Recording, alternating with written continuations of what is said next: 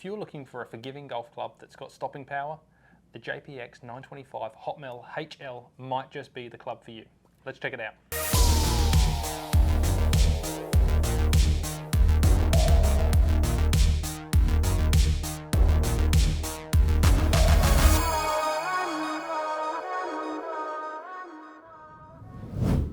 Yeah, this is a really good golf club, and we don't sell enough high launch stuff, to be honest. I mean, it's probably 10% of the sales, and it probably should be 50%, right? Now, stopping power is super important, especially playing hard greens. They're hard to stop.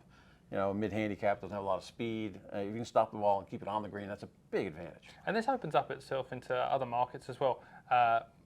I think lots of people call it moderate speed now, or slower swing speed players. They need height. The more loft, the more spin, the more it's in the air, and the further it goes, ironically. Yeah. Junior golfers are going to benefit from this. Yep. Female golfers. Yep. There's a huge market for this. Right. And it's got a direct comparison because we had last year's HL, or sorry, 2023's HL. Yep. So let's just talk about the tech. So they've still got the chrome moly with the nickel. That's going to feel really, really good. We've got some new badging on the back, which obviously is to help with the acoustics. Looks really clean, as yeah. well. It looks relatively expensive too. It's all shiny in the center piece, but matted out everywhere else. It just looks clean. Yep, we've got a new improved sole design, much rounder, softer, trailing edge, leading edge. Yep. That's going to help a lot of people in this category. No, this is a big advantage too, and this is a relatively wide sole, but it is quite a bit of relief off the back too. So it's still playable for sure. And you see that with a lot of players down this end. They want to get the ball in the air because they know they need to get the ball in the air. Right. Kind of hang back a little bit, hit that early ground. So hitting it early is a tough one for you need some sole design.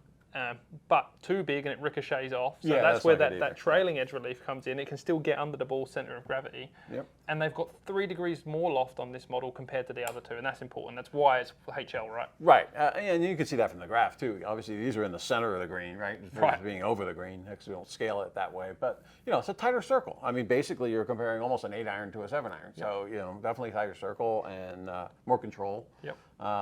Big advantage. It's a like I said, it's kind of an untapped market.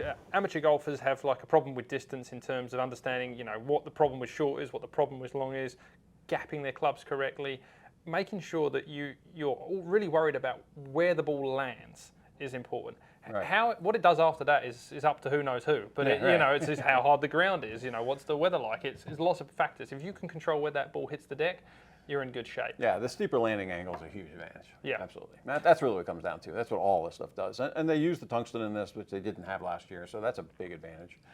And this is a good one to compare directly to last year because they kept the loft identical. Yep. And we saw that in the other models. They de-lofted it and they still increased launch and spin. Right. So we would expect to see maybe more with this, and we kind of do, right? So we see same loft with more launch. 2 yards shorter, which is not a lot, but launched considerably higher, right? Yep. 0.6 degrees higher, which is a fair amount. You'll see that. A regular player will be able to see nearly a degree higher. And an extra 100 RPMs of spin too. So the overall rating went up quite a bit. They've done a lot internally here to obviously make that circle smaller.